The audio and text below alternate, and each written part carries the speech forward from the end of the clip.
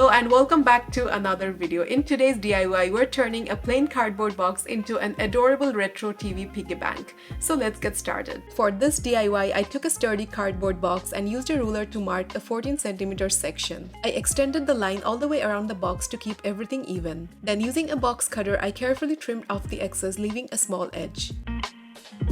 Since I'm not super precise with box cutter, I followed up with scissors to trim the remaining edges, keeping close to the pencil guidelines. After cutting, I was left with a box that had one side open while the other remained closed with the flaps. Next, using my ruler, I marked a 3.5cm wide section on the right side of the box. On the left side, I created a 1.5cm border along all the four edges to frame the section. Then I cut out the center to create the screen area of the TV. I also drew a coin slot on top of the box which was 0.5cm wide and 5cm long. Then with a box cutter, I cut out the rounded rectangular slot.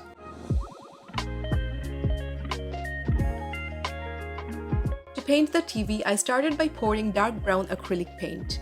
I mixed in some beige and a touch of yellow. I blended them together to create a warm medium brown shade, then began painting the cardboard with this color. First, I coated the entire surface with a layer of paint. We'll add another layer with a wood texture later.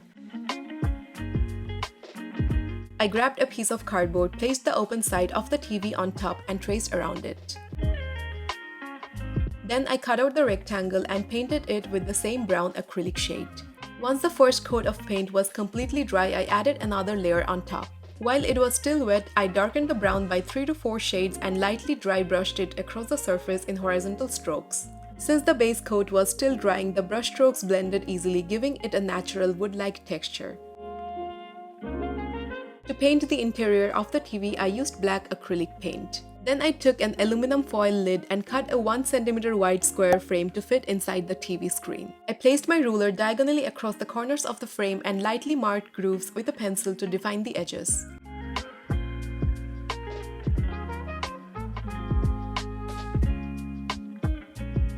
Then following the grooves, I made small inward folds at each corner to give the frame a 3D effect. We want the frame to be slightly larger than the TV screen cutout so it can be attached from underneath. Then I cut a square piece of clear plastic to fit behind the silver frame and secured it with hot glue. I applied a thin line of glue along the edges to hold it in place. The TV screen was ready. I applied a bit of PVA glue along the edges of the silver frame and attached it behind the screen cutout.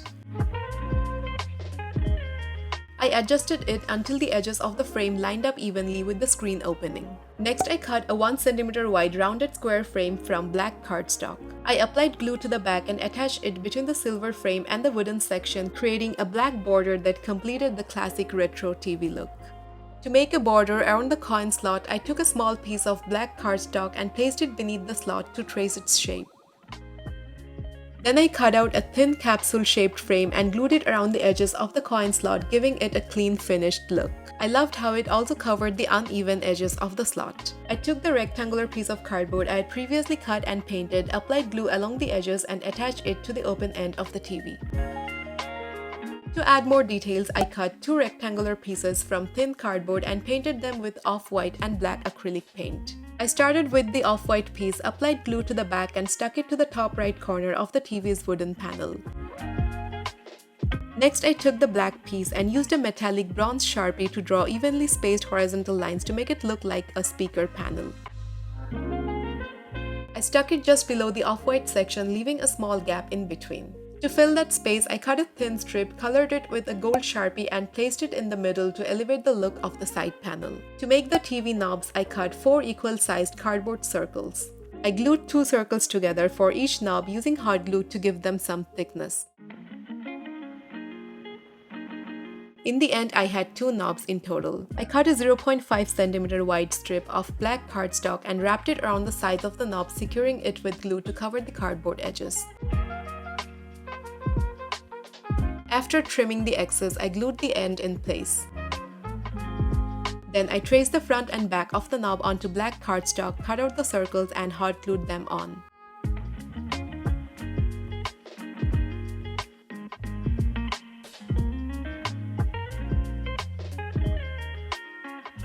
I grabbed a white gel pen and first drew 4 small lines on the edge of the knob to divide it into 4 equal sections. Then I added another set of lines in between each pair of adjacent lines to make it look like the spokes of an old TV dial. Next, I glued the knobs onto the off-white section, ensuring they were evenly spaced.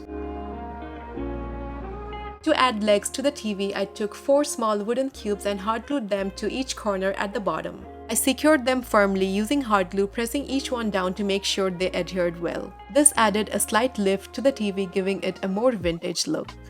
To add shine and protect the paint, I applied a coat of satin polyurethane varnish, sealing the paint and giving it a polished look.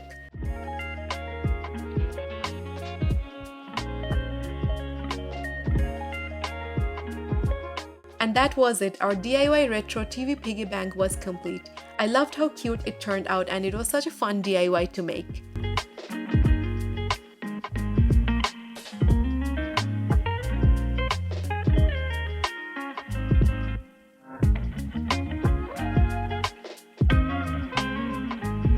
I hope you liked this DIY as much as I did. If you did, don't forget to like, share and subscribe for more DIYs. You can also follow me on Instagram at DustyHues. Thank you for watching and I'll see you next time.